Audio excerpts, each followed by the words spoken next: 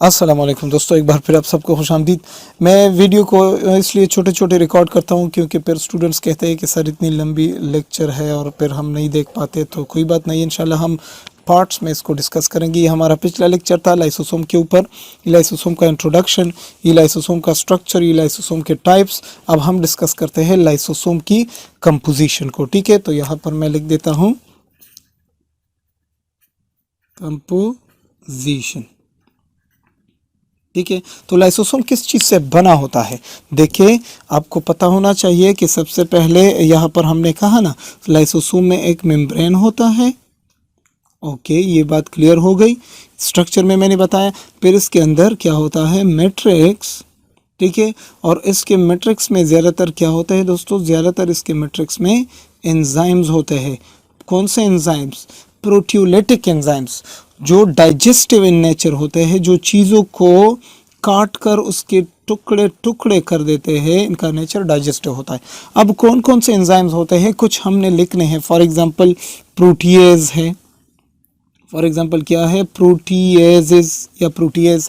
अब ये किस चीज़ को, इसकी एग्जांपल क्या है? ये किस चीज़ को? ज़्यादातर कोलेजन फाइबर्स को जो है वो डाइजेस्ट करती है। तो इसके एग्जांपल है कोलेजनेज, कोलाजिनेजेस। ठीक है, ये कुछ ग्रुप ऑफ एंजाइम्स हैं जो कोलेजन फाइबर्स को डाइजेस्ट करते हैं। तो प्रोटीएज होते हैं इसके मैट्रिक्स में। देखिए, इसके मैट्रिक्स में पड़े होते हैं। ठीक है, प्रोटीएज होते हैं। इसके अलावा न्यूक्लियस होते हैं, न्यूक्लियस।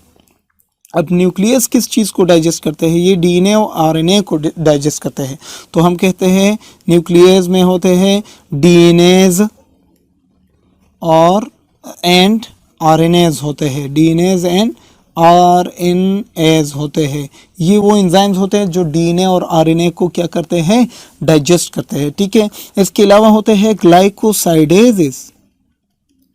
ग्लाइकोसाइडेजेस, ग्लाइकोसाइडेजेस किस चीज़ को किस चीज़ की डाइजेशन करते हैं? ये करते हैं बीटा गैलेक्टोसाइडेज। ये इनका एग्जांपल ही, ज़्यादातर कार्बोहाइड्रेट्स की डाइजेशन करते हैं। तो ये होता है बीटा गैलेक्टोसाइडेजेस। ये एंजाइम्स होते हैं। ठीक है, बस आपने अगर याद रखना है ठीक है, अगर नहीं रखना तो अपने इल्म के लिए अपने पास रखिए इस बात को। ठीक है, इसके अलावा होते हैं फॉस्फेटेजेस।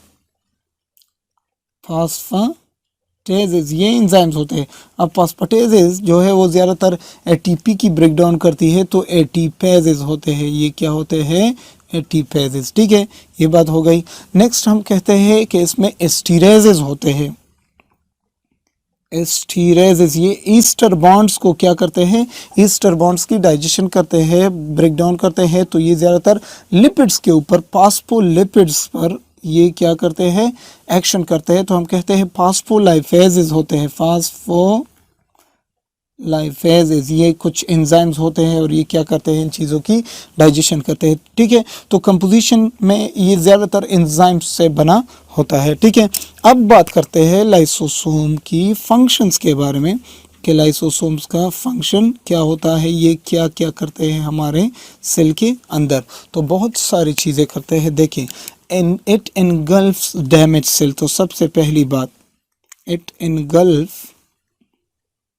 Engulf damage cell. देखिए, अगर कोई सेल डैमेज हो जाए तो लाइसोसोम उसको खा लेता है और खाने के बाद क्या करता है? उसकी डाइजेशन करता है, उसको ख़त्म करता है। क्यों? क्योंकि डैमेज हो गई तो ठीक, अगर नहीं होती तो फिर बस इसको ख़त्म कर दो। ठीक है, नया सेल बनाएंगे। नेक्स्ट है ऑटोलाइसिस। लाइसोसोम्स का एक और फंक्शन है ऑटोलाइसिस। अब ऑटोलाइसिस किस चीज़ को कहते हैं? अगर कोई सेल बस खुदकशी करना चाहता है। फॉर एग्जांपल ये एक सेल है और इसके मरने का टाइम हुआ है, तो इसके अंदर लाइसोसोम्स जो है वो एक्टिव हो जाते हैं और अपने एंजाइम्स को सिक्रीट करते हैं ताकि इसी सेल के साइटोप्लाज्म में मौजूद सारे प्रोटीन्स और सेल मेम्ब्रेन में मौजूद सारे प्रोटीन्स की डाइजेशन करे और ख़ुद ब खुद ये सेल ख़त्म हो जाए। तो उसको हम कहते हैं ऑटोलाइसिस। तो लाइसोसोम का फंक्शन होता है ऑटोलाइसिस। नेक्स्ट इनका फंक्शन है दे किल पैथोजेंस।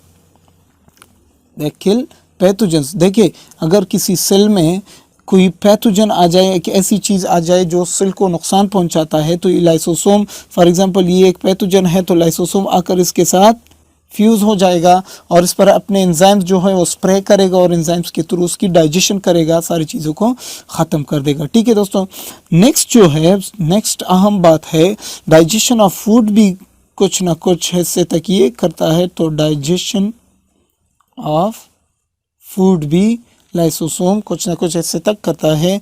और पांचवा फंक्शन इनका बहुत अहम, ये एग मेम्ब्रेन की लाइसिस करता है। It lies the egg membrane, egg membrane lysis. तो इसका मतलब क्या होता है, देखिए मैं आपको बता देता हूँ। ठीक है, अब बात यह है कि जब फीमेल में ओवा होती है ना, ओवा, इस ओवा के इर्द गिर्द एक ख़ास मेम्ब्रेन होती है, आपको पता है। अब जब स्पर्म आता है और इस तरह करता है कि अपने आप को इस मेम्ब्रेन के साथ फ्यूज़ करना चाहता है, ये स्पर्म का नेक और ये इसकी टेल हो गई, तो ये स्पर्म है।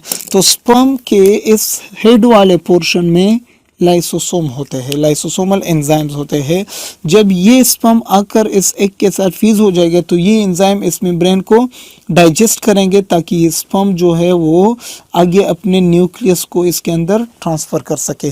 तो the lysosomes are responsible to break down the egg membrane in order to transfer the nuclear contents of the sperm into ova।